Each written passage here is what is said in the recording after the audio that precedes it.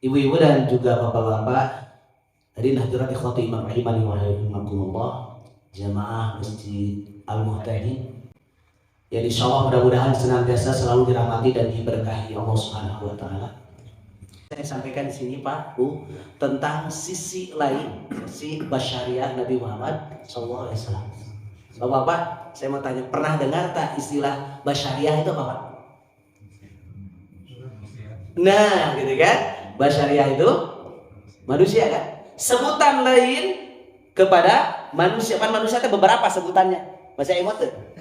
Pertama, Anas. Eta adu pangapalna. Sabab eta pangkono kena aya tadi pangmileungan dibaca. Nah, kedua, Al-Bashar. Nah, gitu kan? Nah, ketiga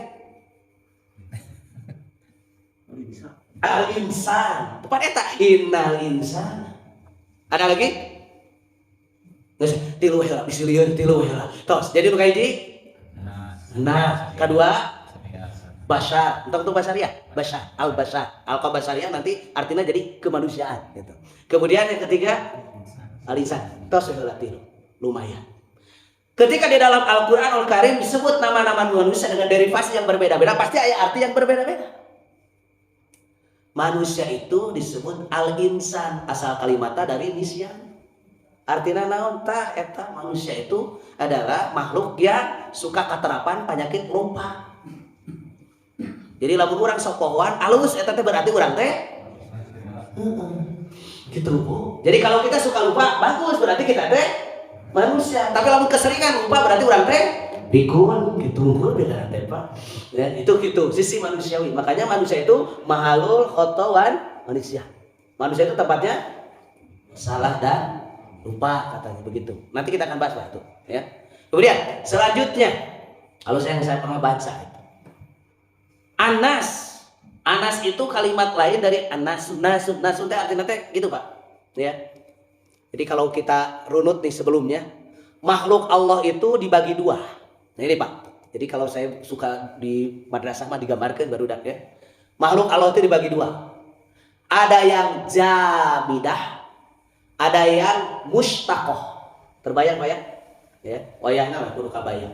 Jadi makhluk teh aya dua. Aya yang jamidah, ada yang mustaqoh. Apa jamidah? Jamidah itu adalah makhluk yang tetap. Tidak ada pergerakan pertumbuhan. Contohnya batu. Ya, walaupun katanya ada batu ya Pak yang semakin hari semakin besar. Tapi kenyataan yang terjadi batu mah datang gedean. Bahwa ukurannya sakitu asa tengah gedean anggar sakitu. Jamidah. Sementara ada mustaqoh. Mustaqoh itu ada berkembang. Ya, ada apa kehidupan. Nah, yang mustaqoh ini, Pak, yang mustaqoh ini dibagi dua lagi. Satu, ayat yang disebut dengan nabatiyah, tuh. Yang kedua, hayawaniyah. Apa nabatiyah? Nabati tumbuhan. Tumbuhan tumbuh tidak? Mata disebut tumbuhan ya tumbuh. Cuman pertumbuhannya apa? Pertumbuhannya antuk anu kahana apa? Peda kieu, peda ustad ka dieu kaluhur antuk anu kahana. Jadi maksudnya tumbuhnya di sana gitu Pak. Ya, ente seperti hayawan. Kalau hayawan itu adalah makhluk yang bergerak. Suka ka ditu ka dieu. Ibu pernah ningali tangkal kalapa asalna tidinya yol pinah ka ditu aya teu? Datang jalan sorangan ada tidak? Wah riweuh Pak. Lamun kaos kitu waas di kampung geus hese cai ngarabring teh kalapa hese atuh. Henteu didinya we tumbuhna teh. Cep ngancep didinya terus tumbuh dari sana. Itu nabatiyah. Tah sementara ada makhluk yang lain hayawaniyah, yaitu apa? Yang suka beralih dari satu tempat ke tempat yang lain. Ya, pertanyaannya, kira-kira manusia masuk ke yang mana? Apa hayawaniyah teh? Tuh. Mau, dah tebetah nama cicing di dia, tulu ya cicing di masjid, tebetah, komo ayeuna pengajian, ya kan, kurang-kurang nama ya, begitu panon geus teu kuat. Manusia itu termasuk kategori apa? Hayawan, makanya manusia itu disebut hayawanun natik. Awas, disebut hewan berbicara, bukan hewan dalam artian makhluk hewani bukan, tapi tadi apa? Makhluk yang cepat pergerakannya, yang suka berpindah dari tempat satu tempat. Tuh makanya manusia mah tong kuuleun. Naon kuuleun teh bahasa urang tong cicingeun, harus bergerak manusia. Talamun manusia cicingeun sok ningali masalah eta teh. Ceri sorangan, cerik sorangan, masalah teh didinya we tuh. Nah, maka manusia mah terus bergerak. Nah, ikhwatu iman, rahimani wa rahimakumullah, itu ayeuna nas, manusia teh disebut nas, asal kalimat dari nas. Naon bahasa lain apa nasna teh? Punten, karena tadi teh teu cicing teh ya. Jadi manusia teh sok kadang-kadang teu cicing, Pak. Segala rupa, termasuk segala rupana disebut teh nas. Anu rada mirip jeung monyet gitu. Lain ieu na kade, lain jasadna, lain ieu na, lain cek ciga Darwin. Oke, selanjutnya akan kita bahas bahwa manusia itu disebut al-bashar. Apa al-bashar itu? Yang saya pernah baca, termasuk saya pernah ikuti kajian, disebut al-bashar teh manusia yang nyata kasat mata. Ada yang menerangkan lagi al-bashar itu adalah makhluk yang punya bulu begitu, tapi bulunya tidak lebat sehingga manusia butuh kepada baju. Sementara yang lain, hewan yang lain teu kudu di bajuan, Pak. Tah monyet teu kudu di barajuan gitu teh. Dalam bisa mengobrol jeung monyet, da mungeun monyet teh atuh di bajuan teh. Da teu pantes nah, hendak geus dengan sendirinya sudah dikasih oleh Allah. Tah manusia mah oleh karena itu butuh pakaian. Itu disebut dengan istilah apa? Bashar. Tah ayeuna teh riweuh, aya monyet anu teu kudu di bajuan, make baju, aya jalma anu kudu di bajuan, kadon di baruka. Jadi alus mana atuh ieu teh? Wah, nu kan cina teh. Eta geuningan ciga anu di ieu, Pak, atuh di apa? Setopan. Tah monyet titah salat. Sholat, tetap monyet bisa sholat.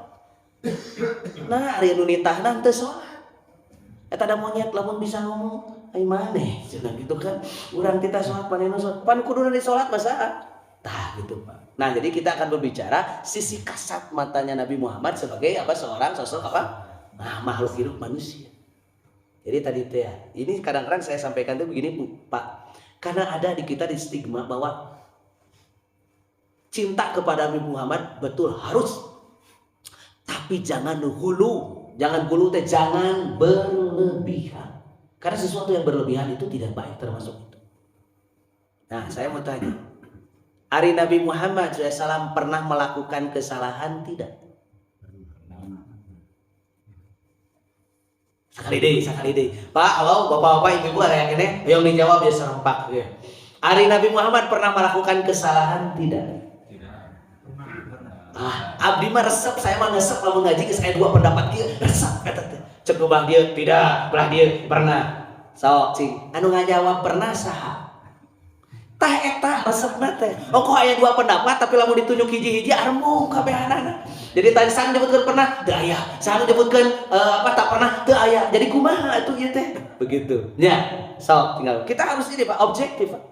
Ya, bahwa kata Nabi Muhammad itu manusia yang tidak pernah ya. Salah kan?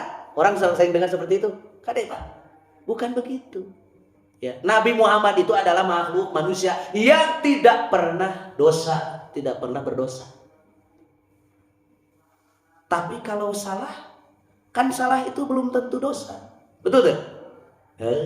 Barang ringung. Geus dikiekeun aya mah dikiekeun. Urang teh salat teh harus menghadap ke mana, Pak? Kiblat ya? Betul?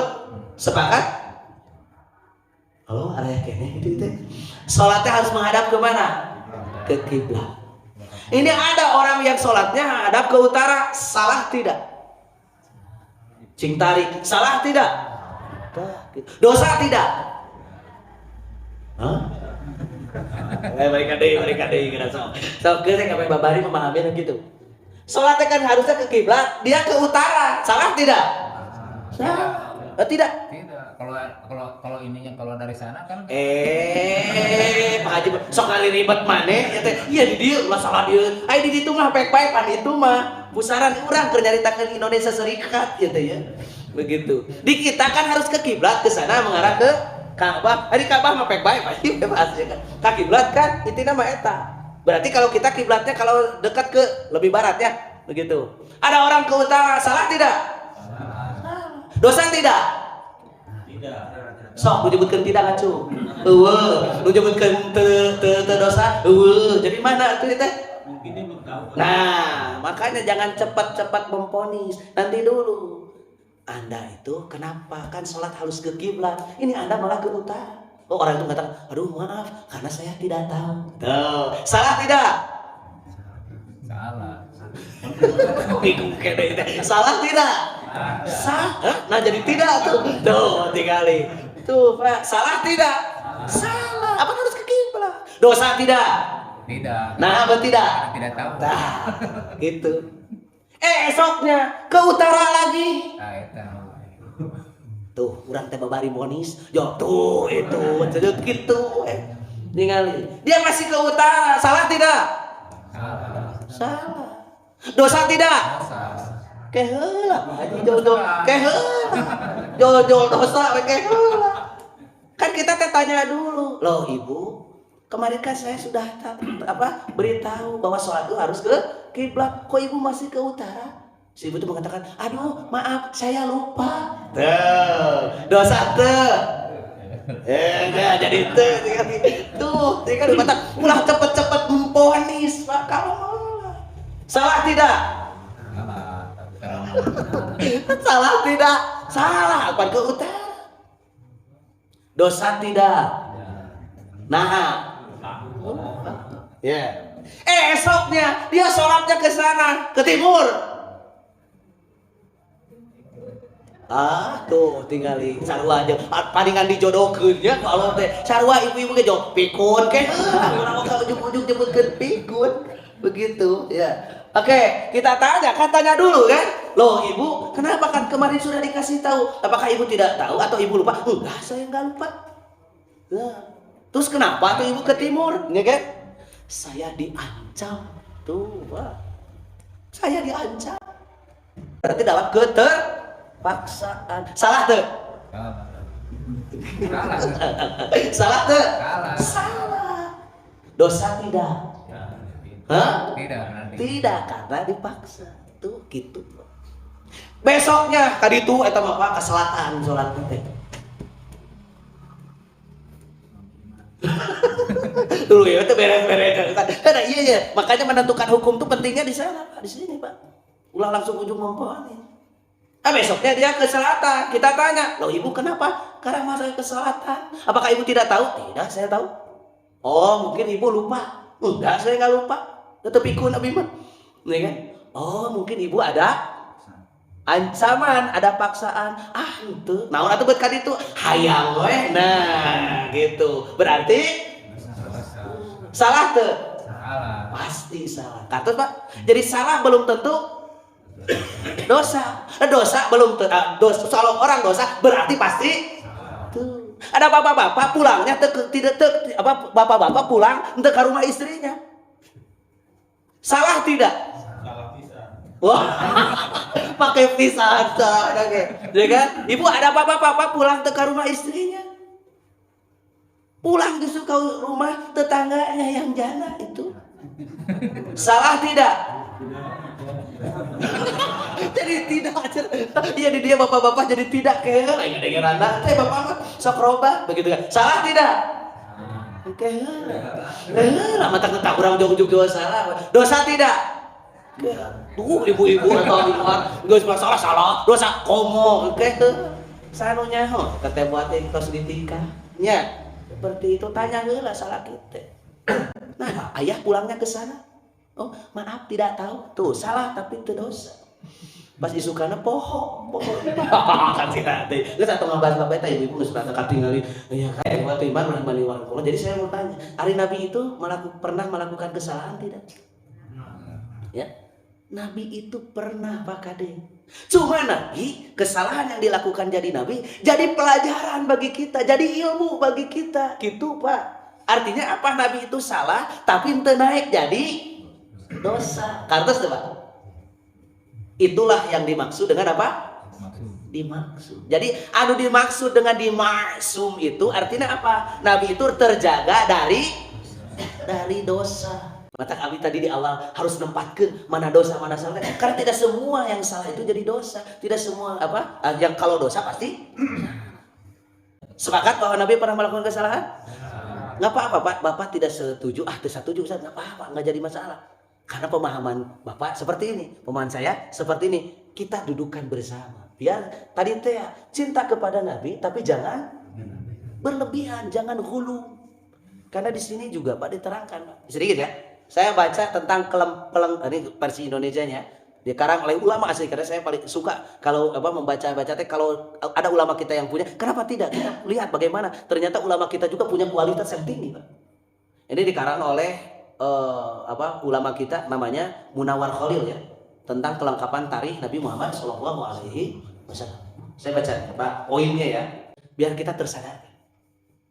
Karena pemahaman sejarah tentang Nabi Muhammad SAW gitu di kita kaum muslimin masih minim, Pak. Makanya tidak merasakan kehebatan Nabi Muhammad. Kenapa? Karena informasinya teu aya. Ini yang dikritisi oleh beliau, seabrek gitu, Pak. Kehebatan kehidupan Nabi Muhammad begitu luar biasa sampai diteliti oleh orang kafir, Bapak, meneliti sampai mereka mengatakan bahwa orang yang 100 orang yang berpengaruh di dunia ini, maka mereka mencatat, ini orang kafir nih, orientalis nih, 100 orang yang berpengaruh di dunia, maka yang paling pertama siapa disantumkan oleh mereka? Nabi Muhammad SAW, karena pengaruhnya begitu luar biasa, ya kan? Nah, ini yang sedikit ya kita berbicara tentang ini. Jadi ayatnya pertama, laqad kana lakum fi rasulillahi uswatun hasanah. Apa orang? Sungguh pada diri Rasul itu terdapat apa? Suri tauladan yang baik. Kedua, qul in kuntum tuhibbunallah fattabi'uni, kata Rasul. Kalau kamu ingin dicintai atau mencintai Allah, maka ikuti aku, kata Rasul. Karena kecintaan kepada Allah tidak akan diperoleh tanpa melalui arahan yang Rasulullah SAW sampaikan. Setelah ayat-ayat tadi disampaikan, ya, ada 3 ayat termasuk surat Al-A'raf ayat 158. Ya. 3 ayat tersebut jelas menunjukkan bahwa Rasulullah SAW itu ikutan atau suri teladan yang baik bagi umat Islam. Oleh sebab itu, jika kita sungguh-sungguh cinta, taat, dan patuh kepada Allah, kita diperintahkan mengikuti beliau. Dengan mengikuti kepemimpinan beliau, itulah kita akan mendapatkan petunjuk atau pimpinan bimbingan yang benar dari Allah. Dengan 3 ayat tadi cukuplah bagi kita untuk mengingat dengan arti yang sebenarnya akan kenyataan bahwa diutusnya pribadi Nabi Muhammad SAW, ya, itu adalah untuk menjadi contoh atau ikutan yang baik bagi kita semua serta untuk diikuti oleh kita. Tetapi apakah mungkin kita dapat mencontoh dan mengikuti pimpinan beliau jika kita belum atau tidak mengerti periwayatan perjalanan atau tarikh beliau dengan arti yang sebenarnya? Kita baru akan dapat mencontoh dan mengikuti kepemimpinan Nabi SAW sedikit demi sedikit apabila kita telah mempelajari dan mengerti riwayat atau tarikh beliau. Misalnya bagaimana cara Nabi bergaul dengan orang tua. Nabi kan memberikan contoh itu. Bagaimana mendidik anak, bagaimana hidup secara bermasyarakat, bagaimana menjadi seorang pemimpin, bagaimana semua diterangkan oleh peri kehidupan Nabi Sallallahu Alaihi Wasallam. Gitu, Pak. Makanya kalau bahasa di dia mah ada istilah jauh panggang daripada api. Ibrahim bin Adham pernah mengatakan, ya, matat qulubukum bi asyrati asya, mati hati kalian karena 10 perkara. Di antaranya apa? Idda'aitum hubba Rasulillah, engkau mengaku bahwa engkau cinta kepada Rasulullah, wa taraktum sunnatahu, akan tetapi engkau tinggalkan sunnah-sunnahnya. Termasuk orang teh cinta Rasul, cinta. Boga buku sejarah Nabi, henteu. Erek kumaha mencintai Rasul. Insyaallah merenya urang mah gaduh kita meureun di bumi. Pak Haji rek nunjuk deui ka dieu. Awas Pak, lamun urang mengaku cinta Nabi tapi di imah teu boga buku-buku acan, berarti cinta kita cinta palsu. Itu kan beureun mun cinta mah kudu kitu. Ya, harus selaras kecintaan kita. Cinta Nabi, boga buku nage tentang sejarah Nabi, tentang ya, yang akan menghantarkan cinta kita kepada ibu-ibu. Punten. Baheula pengalaman baheula cinta terhadap seseorang, minimal ibu punya apanya? Betul. Tuh baheula zaman baheula ya, aya geus teu usum. Kan fotonya. Nepikeun kau ya kan? Mun orang Sunda mah aya laguna teh gini, potret manehna eta teh gambaran, Pak. Ya kan? Sampai fotonya terus, ya, erek sare diteuleun. Kenapa? Karena saking cinta. Begitu. Tapi saking aing urang mencinta Rasul, apa bukti cinta kita? Atau sok minimal punya buku-buku sejarah yang menggambarkan tentang biar kecintaan kita itu begitu hebat. Nah, di sini Pak, jika penulis ingat akan pentingnya tarikh Nabi Muhammad SAW, katanya Pak, bagi segenap kaum muslimin timbul kekecewaan hati penulis terhadap keadaan sebagian besar kaum muslimin di Indonesia. Ini yang saya makanya disimpan balik. Itu jadi menurut teguran dari penulis. Kenapa demikian Pak? Katanya timbul kekecewaan hati penulis terhadap keadaan sebagian besar kaum muslimin di Indonesia yang hingga dewasa ini masih sangat sedikit yang bersungguh-sungguh rajin mempelajari kitab-kitab sejarah Nabi. Saya buka lagi buku satu lagi. Kita itu punya orang-orang hebat Pak. Salah satu di antaranya perawi hadis ya, penulis hadis yang sangat luar biasa, fenomenal. Yaitu siapa? Imam Bukhari dan Muslim. Saya buka bagaimana perjalanan beliau dan yang lain. Ini ada satu pengantar yang sangat baik. Sampai saya cirian Pak. Dari pengantar Pengantar penerjemahnya. Ini bagi kita. Orang tua khususnya punya anak-anak di sini. Sunnatullah kata beliau.